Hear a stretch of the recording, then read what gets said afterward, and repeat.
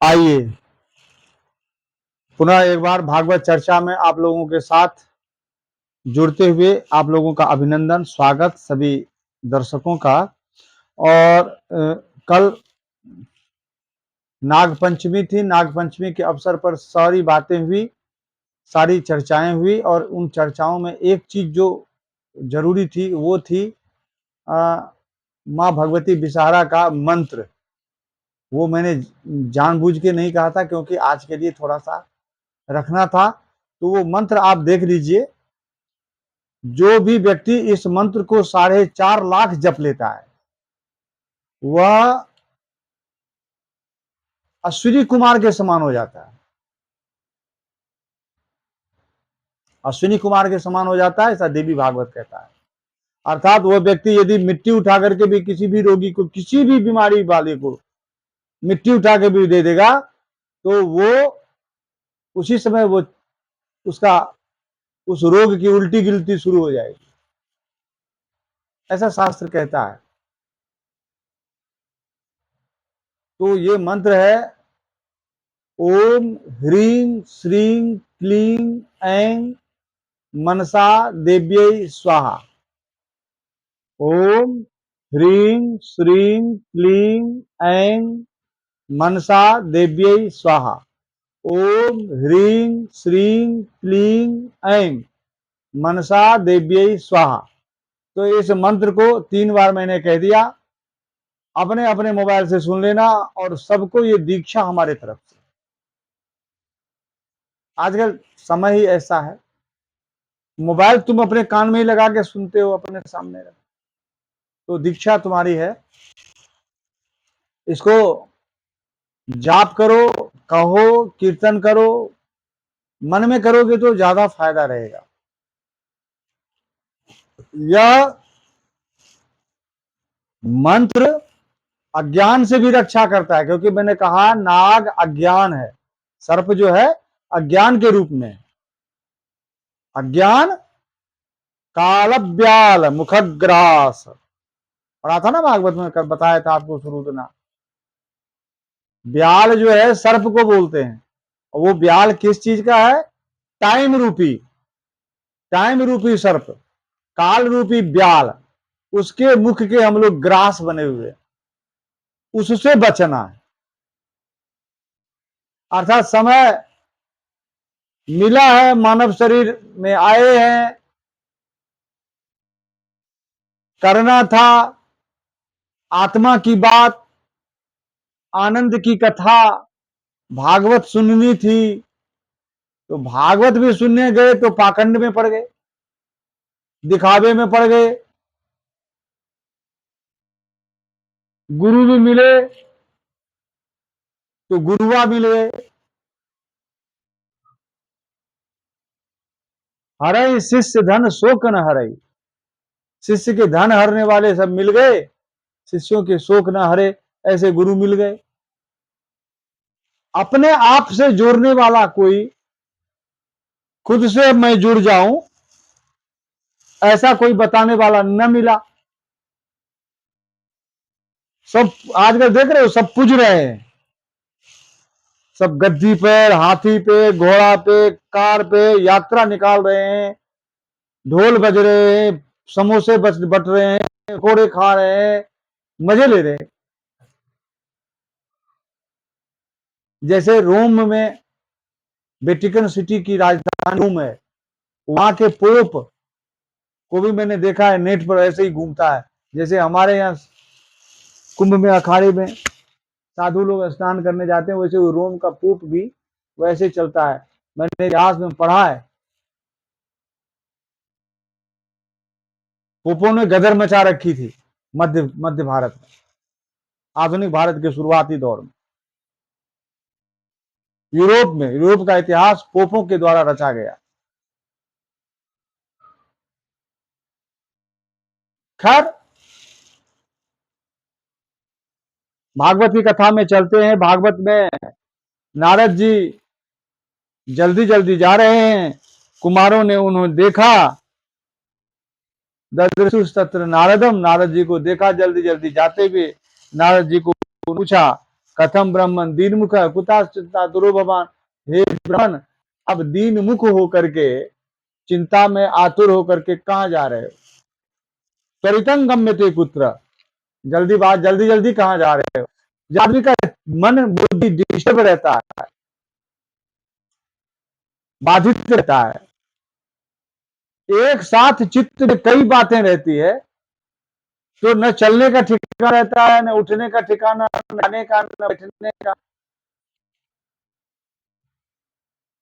और यह चित्त की आतुरता, चंचलता, बुद्धि की चंचलता, यह सामान्य लोगों के द्वारा भी देखा समझा जाता है। तो वो तो जो आत्मानंद में निमग्न व्यक्ति है, उनको तो साफ ही नजर आता है।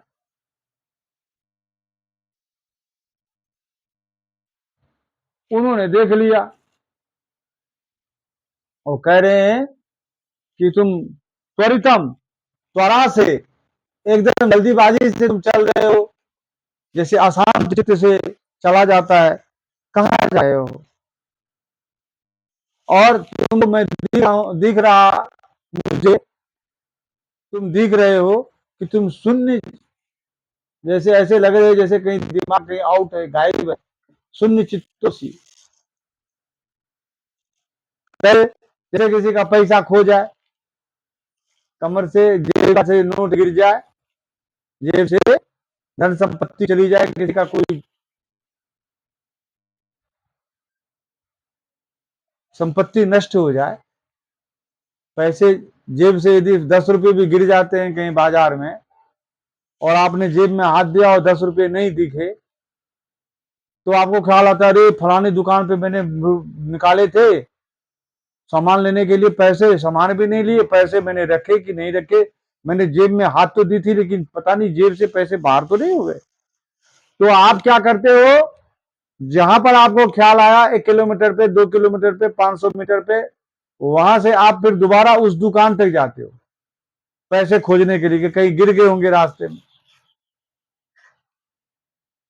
गतवित्तो यथा जना, जिसका वित्त, जिसका धन चला जाता है, ऐसे व्यक्ति का जैसे दिमाग शून्य हो जाता है, ऐसे नारद जी दिख पड़े हैं उन लोगों को, उन चारों कुमारों को, जो कि कम उम्र में आत्मानंद में मस्त रहने लगे हैं। ऐसे को ये अधिक उम्र वाले भी, जो नारद जी उन कुमारों से तो बहुत ज्यादा उम्र के हैं, लेकिन चित्त की चंचलता नहीं गई है, चित्त में आनंद नहीं है, आंखों में शांति ना बरस रही है, करुणा नहीं है, अखंड आनंद रस का स्रोत नहीं खुला है। यह देख उन्होंने कहा कि देखो, तुम तो लोगों को देखने में लगते हो कि हमेशा नारायण नारायण करते हैं, तुम कहते हैं कि भाई तुम तो उपदेश करते हो लोगों को, भगवान का भजन किया करो, दुनियादारी में क्या रखा है, जैसे आजकल के बाबा लोग, संत लोग करते हैं, सब यही कहते हैं कि धन में क्या रखा है, संसार में क्या रखा है, औरत में क्या रखा है, और सारे उसी मुकदमे में फंसते हैं। देख रहे हो, करोड़ों की प्रॉपर्टी है, अरबों खरबों की प्रॉपर्टी है, लोगों को तब भी समझ में नहीं आती। हम लोग तो बाबा नहीं है, एकदम नहीं है, बाबा बनना भी नहीं इस जन्म में, सीधी बात कहता हूं, और तुम लोग भी कभी मत बनना। एक अच्छे आदमी बनो, बाबा क्यों बनते हो? काम करो ना, सब काम करो और समझदारी विकसित करो, जिंदगी के प्रति सही दृष्टि विकसित करो। तो कहने का कोई कारण नहीं, इदम न उचितम, इस प्रकार से नारद जी आपका इस तरह से भटकना उचित नहीं है। बद कारणम, आप कारण कहिए कि बात क्या है, इतनी चंचलता क्यों है? नारद जी ने कहा कि देखो महाराज, मैं पृथ्वी को सबसे उत्तम समझ करके सब जगह घुमा फिरा, सब जगह देखा, पुष्कर गया, प्रयाग गया, काशी गया, गोदावरी के किनारे कर्नाटक में गोदावरी नदी बहती है, अच्छे अच्छे तीर्थ है, वहां भी गया, हरिक क्षेत्र गया, कुरुक्षेत्र गया, श्रीरंग गया, सेतुबंध गया, सभी तीर्थों में घूमते घूमते मैंने कहीं भी शांति और मन को संतोष नहीं देखा। तीर्थों में शांति नहीं मिलती, मन का संतोष नहीं मिलता। सब जगह तीर्थ में लुटेरे बैठे हुए। मैं भी गया हूं, ये ले लो, वो ले लो, यहाँ चले जाओ, वहां चले जाओ, इतना पैसा दे दो, ये दर्शन करा देता हूँ, वहां चला जाता हूँ, ये होटल है, वो फलाना है, महाराज कहाँ टिके हो, हमारे यहाँ चलो, और ये है और वो है, तमाम बात है। सभी तीर्थ में यही है, तुम्हारा धन, प्रत्येक तीर्थों में यही है कि ये बंदा आया है तो इसके पास में कोई न कोई धन है। औरत मिल गई तो एक तो ही धनवान है गोरी, बाकी सब कंगाल, उसके पास में तो धन है ही। और कोई मिल गया मूर्ख, जिसके पास में पैसे नहीं है लेकिन शरीर से मजबूत है, तो वो शरीर भी तो एक धन है, उससे काम ही करा लेगा। गेस्ट हाउस में, गौशाला में झाड़ू मारने के लिए, गोबर फेंकने के लिए भी तो बंदा चाहिए, वो भी फ्री में, केवल भोजन पे, वो पकड़ के ले जाते। लेकिन कोई ये नहीं कहता है कि सत्य क्या है और तुम्हें करना क्या है, जिंदगी का यह रास्ते कोई नहीं कहता, क्योंकि किसी को पता नहीं। सब तीर्थों में यही हो रहा है, ना पश्यम कुत्रचित शर्म मनस संतोष कारणम, कहीं भी शर्म नहीं है, शर्म नहीं है लोगों को। कह रहे तो बोला कि तुम हमको ऐसी बात कहते हो, भागवत में लिख रहा है शर्म, ना पश्यम कुत्रचित शर्म, कहीं भी शर्म नहीं है लोगों को। मन संतोष कारकम, क्योंकि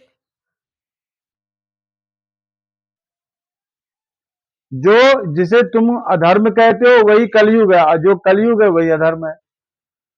मैंने बताया था, कली का मतलब है कला, द्वैत बुद्धि, दिमाग में कोई स्थिरता नहीं, इधर भी उधर भी, उसी को अधर्म बोलते हैं।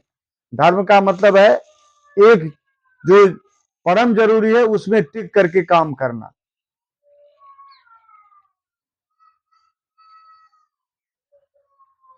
काम करना धर्म बुद्धि है। अब ये है कि काम न चले, बहुत परेशानी हो तो उसी में लगे रहो, इसकी कोई जरूरत नहीं, दूसरा काम कर सकते, वो अलग चीज है। लेकिन कोई भी चीज को करो तो सही। कलिना धर्म मित्रे न धरा इयम अधुना बाधिता, यह धरा, यह पृथ्वी इस समय बाधित है। बाधित है, बैरिकेटिंग लगा हुआ है। बैरिकेटिंग मैंने क्या होता है? बाधा, बाधा उत्पन्न करना। कोई दौड़े हुए चले जा रहा है, बैरिकेटिंग लगाए तो रुकेगा। रेलवे का फाटक है, रेलवे में फाटक ना हो तो आदमी, आगे में ट्रेन खड़ी रहेगी फिर भी कोई नहीं रुकेगा, बोलेगा अभी तो दूर में है ट्रेन, तब तक निकल जाता हूं, और जब तक ट्रेन आ जाएगी तो वहीं एक्सीडेंट हो जाएगा। तो फाटक लगाया जाता है। फाटक बंद होती है 10 मिनट पहले, ट्रेन निकलती है उसके 2-5 मिनट के बाद में फिर फाटक खुलता है, तब आदमी जाना आना शुरू होता है, यातायात। तो इयम धारा बाधिता। समस्या क्या क्या है? सत्य नहीं है, सत्य का कोई काम ही नहीं है, जहां देखो वहीं झूठ, ना करो झूठ, कोई बात मान के राजी नहीं। तप नहीं है, कोई बर्दाश्त कुछ नहीं करना चाहता है, कोई भी बात किसी को बर्दाश्त नहीं है, लड़ने झगड़ने को सब तैयार है। शौच नहीं है, पवित्रता नहीं है। शौच बने पवित्रता, काय की पवित्रता? तन की, मन की, धन की। पवित्र होकर के काम करना, ईमानदारी से काम करना, पवित्रता बोलते हैं ईमानदारी को, शौच बोलते हैं ईमानदारी को। ईमान उसको बोलते हैं शुद्धि, शौच, दया।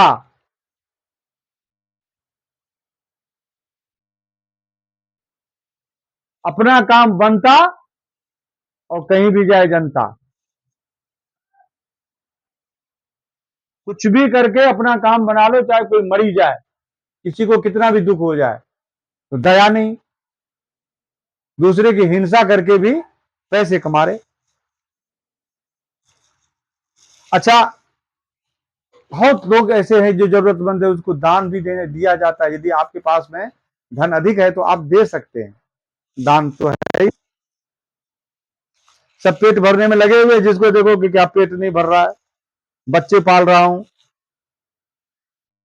और जिसको भी देखो सब गुप्त भाषण कर रहे, मंद बुद्धि है, मंद भाग्य है। हम लोग कोई भी काम करते हैं सफल नहीं होते, क्यों? भाग्य ही मंद है। क्या YouTube पे हम कह रहे हैं क्या हम सफल हैं? नहीं। इतना आप लोगों को कहता हूं शेयर करो, सब्सक्राइब करो, आपका दिल ही नहीं करता। ये कथा सुनने वाली कोई है ही, सब नाच गाने देखने वाले हैं। अब नाच गाने का वीडियो बनाऊं तो तुम यही कहने लगेंगे कि अब नाच गाने पर ही उतर आए, तुम तो जीने ही नहीं देंगे ना।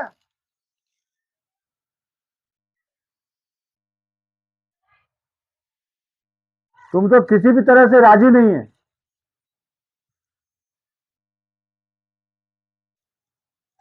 तो इसीलिए हमने तो तुम लोगों का क्या कहते हो, क्या सोचते हो, तो सोचना ही बंद कर दिया बहुत पहले। जब मुझे अपनी समझ आ गई, तब तुम लोगों की समझ हमने खत्म कर दी। उसके पहले तो मैं लोगों के हिसाब से काम करता था।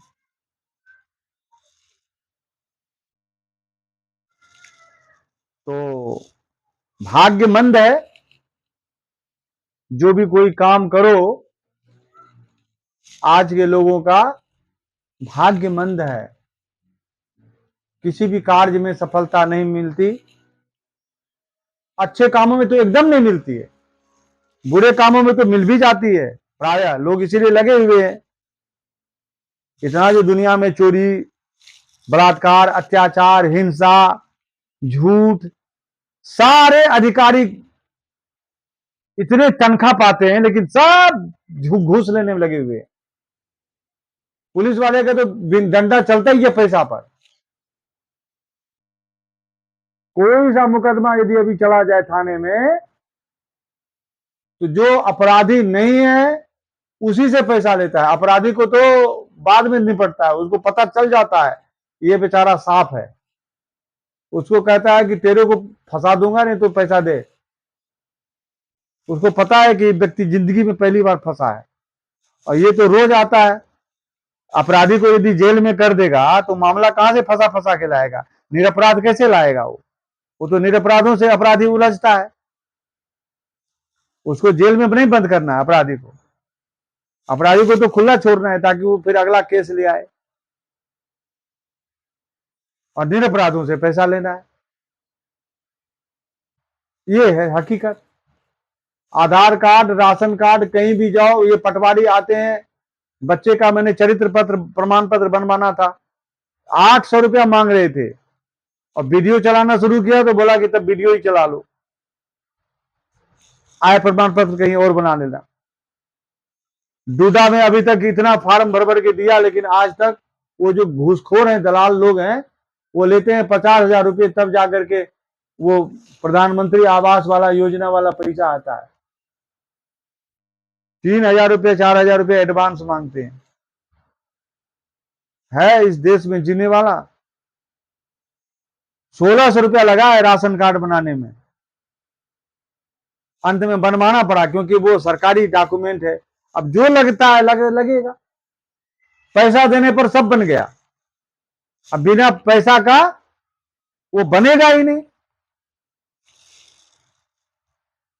तो इस प्रकार से जो लोग हैं, समाज है, उस इस कलयुग में भ्रष्ट हो चुका है। नारद जी ने ऐसा देखा, नारद जी कहने लगे कि मैंने ऐसा देखा कि पाखंड निरता संतो विरक्ता स परिग्रहा। अब तो आ गई तुम्हारे गुरु लोगों की बात, जिसको तुम लोग संत भगवान कहते हो, ये पाखंड में निरत हैं। सबके पास में आसन है, माला है, छतरी है, दंड है, कमंडल है, लाल कपड़ा पहना हुआ है, खूब खा पी करके शरीर लाल बनाया हुआ है। बढ़िया एक आदमी पीछे से चमर हिला रहा है, जय जयकार हो रही है, 1-1.5 करोड़ की गाड़ी में बैठा हुआ है, फलाना स्वामी जी महाराज, फलाने महाराज, आरती उतारने वाले, 4 गाने वाले, गायन करने वाले अगल बगल। मुझे ये लगता है इनका काम क्या है दुष्टों का, पाखंड निरता संतो, ये पाखंड में निरत हो रहे हैं, लेकिन लोग इसको मानते हैं तभी तो ये पाखंड कर रहे हैं। मैं इन लोगों की बुद्धि को मैं क्या करूं, कुछ समझ में नहीं आता। इन लोगों का दिमाग में क्या है, कौन सा गोबर गूं भरा हुआ है, भगवान जाने। ये ऐसे कुर्सी गद्दी पर बैठने वाले मोटे मोटे लोगों को ये लोग, बढ़िया लोग क्यों इतना पैसा देते हैं, भगवान ही जाने। हम लोगों का खून चूसते हैं, 10 रुपए का सामान 50 रुपए में देंगे, और इन बाबाओं को इतना पैसा देकर के उनको अपराध करने पर विवश किए हुए। पाखंड निरता संतो विरक्ता सपरिग्रह, विरक्त जो है, परिग्रह से युक्त हैं, दिन रात लोगों को बेवकूफ बना करके धन जमा करने में लगे हुए। बेवकूफ बना करके क्या, ये बेवकूफ लोग हैं ही, इनको बनाने की जरूरत नहीं है। इन लोगों को ये नहीं पता है कि जो संत उपदेश कर रहा है यूट्यूब पर, मैं ही क्यों न यूट्यूब पे कह रहा हूं, मेरे पास में कुछ भी साधन नहीं है, तब भी मैं 1.5-2 लाख रुपए का तो मेरे पास में कंप्यूटर है, मोबाइल है, ट्राइपॉड है, नेट है, तब तो मैं कर रहा हूं। और जिनका वीडियो सुपर हिट है, ये प्रेमानंद महाराज का रोज वीडियो आता है, तो जानते हैं कितने का सेटअप है? 50 लाख रुपए का सेटअप है।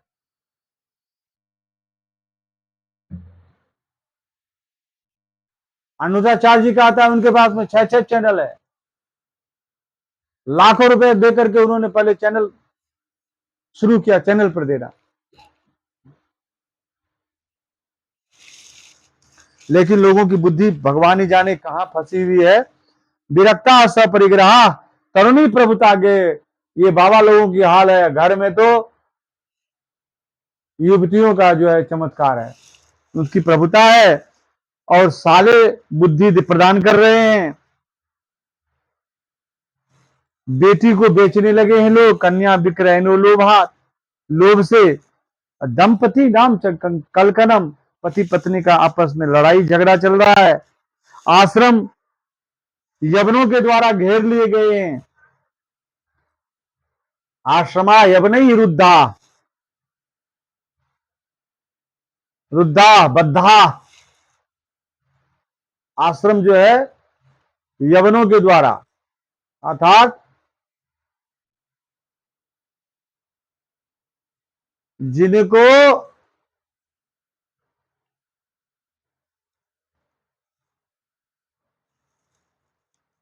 भगवत बुद्धि नहीं है।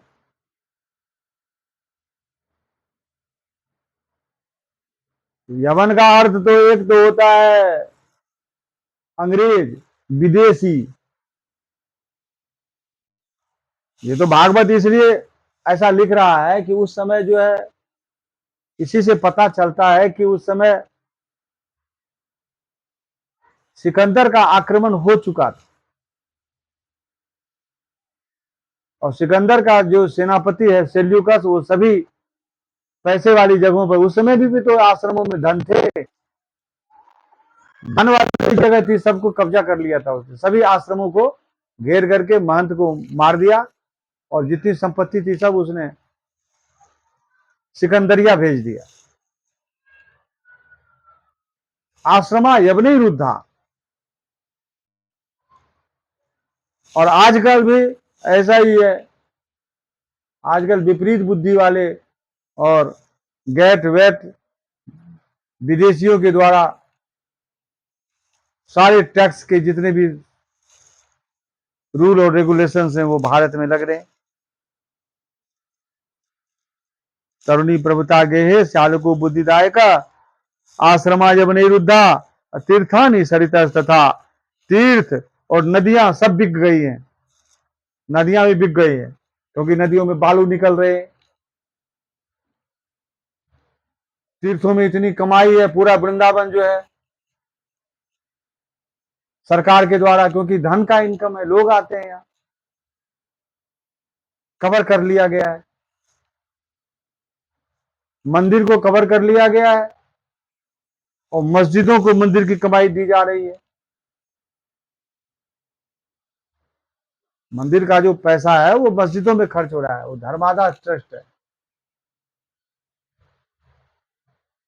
मस्जिद के लिए अलग से पैसा नहीं है सरकार के पास, वो तो धार्मिक विभाग से पैसा जमा होता है।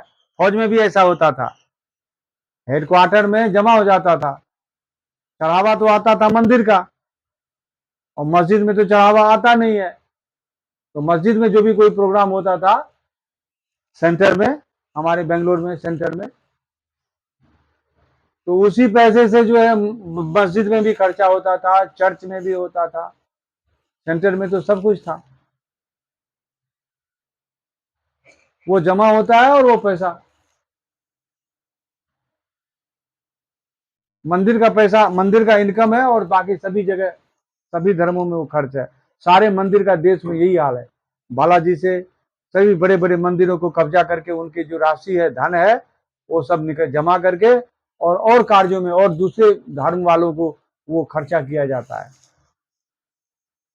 होता है धर्म में ही खर्चा, लेकिन दूसरे धर्म वाले को पैसा तो मंदिर से मिलता है। तो यही कह रहे हैं, देवता आयतनानि अन्य अत्र दुष्टेर नष्टानि भूरसा।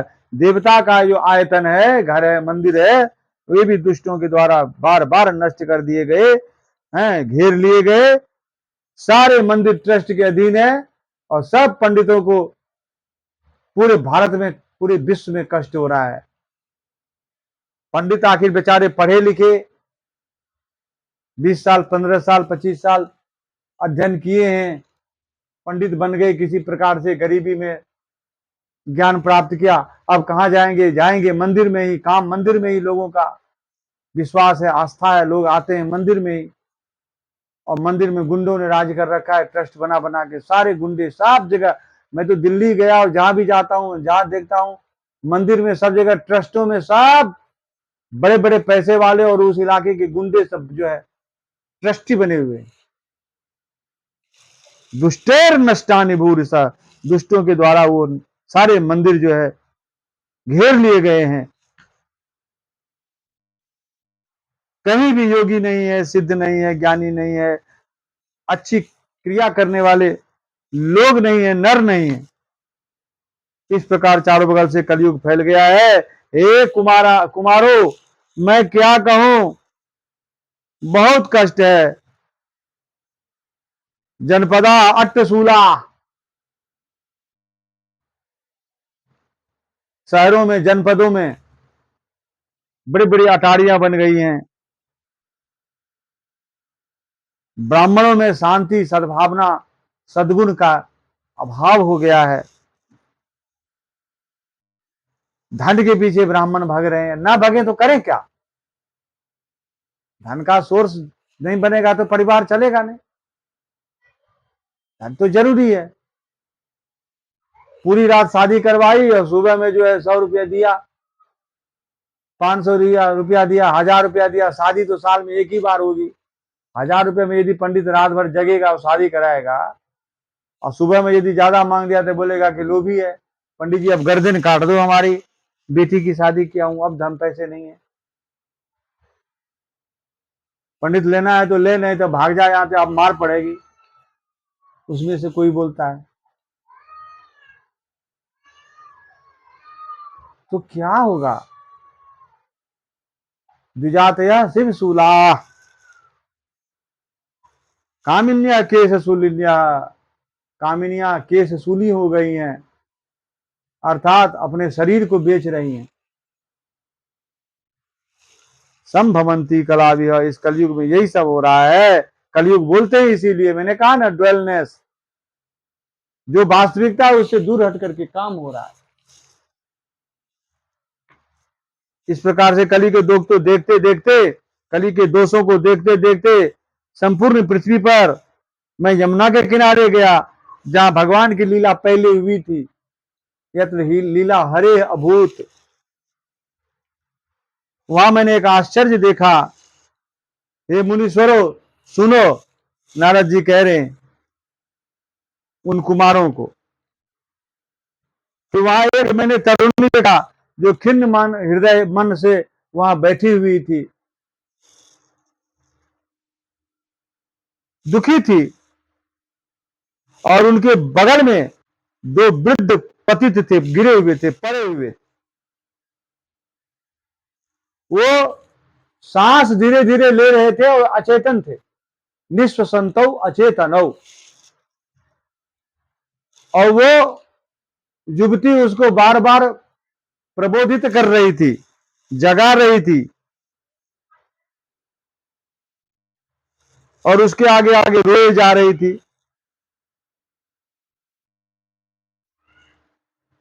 और ये औरतों का तो काम है रोना, ताकि लोग सब समझ जाएं कि ये वास्तव में दुखी है। हमारे समझ में तो औरतें कहीं से दुखी नहीं होती है। कोई मरा मरे अपने ऐसी की तैसी में जाए। वो तो लोगों को दिखाने के लिए, लोग क्या कहेंगे कि देखो कितनी चांडाली है, रोती भी नहीं है, इसको थोड़ा भी कष्ट नहीं है, इसलिए रोती है। आज वो भी युवती रो रही है, दो वृद्ध बगल में पड़े हुए हैं।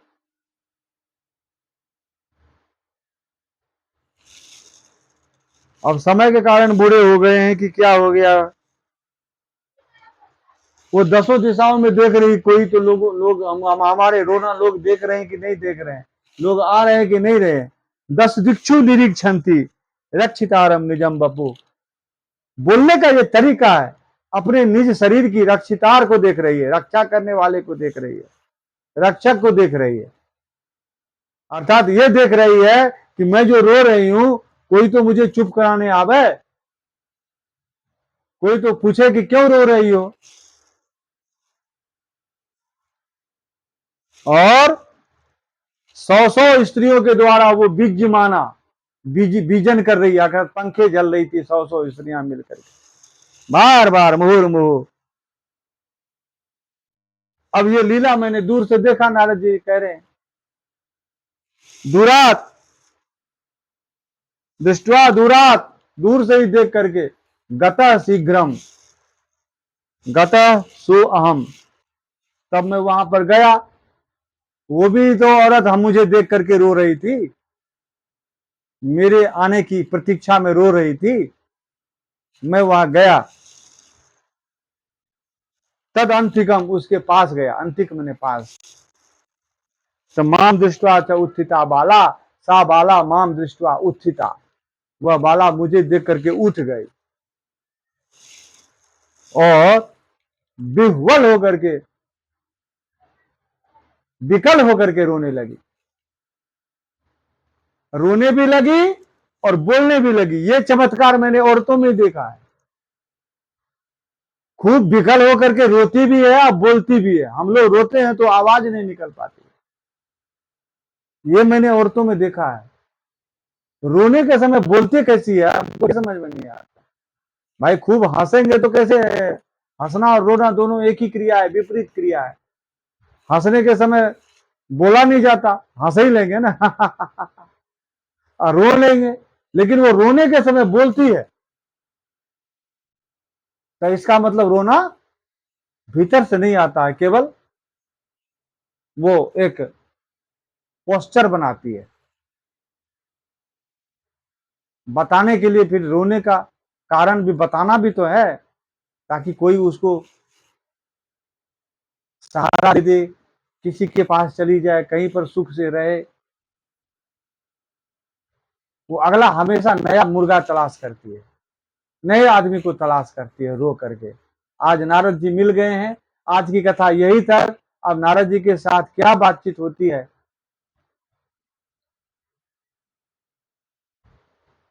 तुम्हारे साथ क्या बातचीत होती है, तुमने औरतों के साथ में क्या एक्सपीरियंस पाए, आप जरूर कमेंट करके बताना। मैंने जो कहा है ये मेरा अपना अनुभव है, आपका अपना अनुभव होता है, सब अपना अपने अनुभव में चलते हैं। मुझे तो किसी से पूछना देना नहीं है, मैंने कहीं पर सुख नहीं देखा है, कहीं पर मुझे कोई भी भाव वाला, कोई हृदय वाला आदमी बचपन से आज तक नहीं मिला। जो भी मिले हैं सब मुझे दुखी देने वाले मिले, और मैं कहीं भी दुखी नहीं हुआ।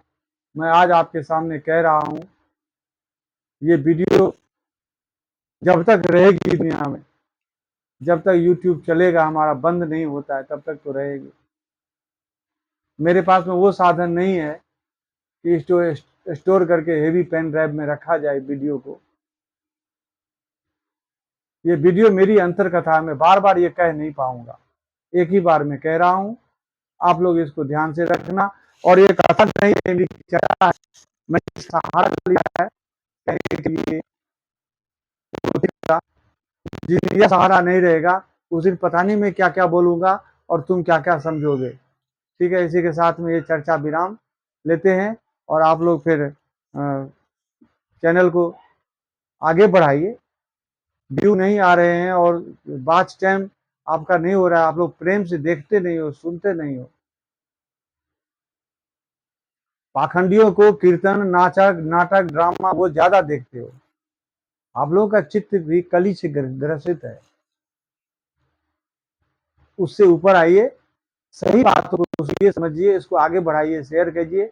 इसी के साथ मैं अपनी वाणी को विराम देता हूं और आप लोगों से विदा लेता हूं।